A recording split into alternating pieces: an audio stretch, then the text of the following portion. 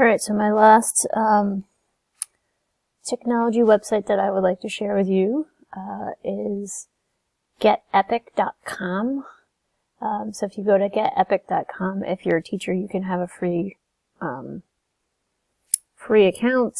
You can also have students, you can plug in your students and put in your whole class. So if I go up here and I click on students, I can click on roster, and then I could add a student in, and they can each get their own pin so that kids can't look at other people's stuff. So it's got a good privacy feature. I can also have a class log and activities. So if I go to the class log, I can see how many students I have, how many books they finished, how many hours they read, and how many videos watched. I can also click on each student for their summary, and I can have quizzes and assignments and collections. So if I go over to Explore, I can click on Recommended. So if I click on Recommended, I can explore by grade level if I would like to. And there are different categories. I can explore by grade level. I can do comics, read to me, videos, or audiobooks. So let's say I go to, let's say 3rd grade. And I scroll down. I can see popular series for 3rd graders, top picks. And then I can also hit the grade level, and I can go by, explore by the reading level. So grade level 3rd grade, that's a level P. And there's different books.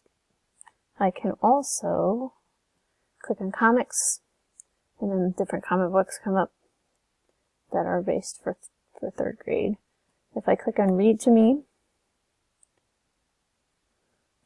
let's say I click on Odell Beckham Jr., age range is 6 to 8-year-olds. And it reads the book to you, which is pretty awesome. I can click on videos, and then recommended videos come up, popular learning videos, how to make snow. So there's how to, you can learn all about pets and sports. Which something I found cool when I was looking at the sports, one of the things I do in physical education, with the spinning plates and juggling, there's like how-to videos.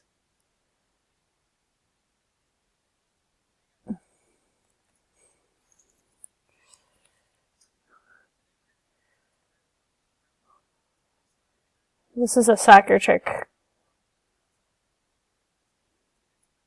So you scroll through, and he shows you how to do different tricks, which is pretty cool. If I go back, I can also just type in. So let's say I type in sports. And then anything about sports comes up. And then from there I can click on the subcategories. Again, it's a free website. I feel like this video I'm making for other teachers, but adults and students can use this to find different resources.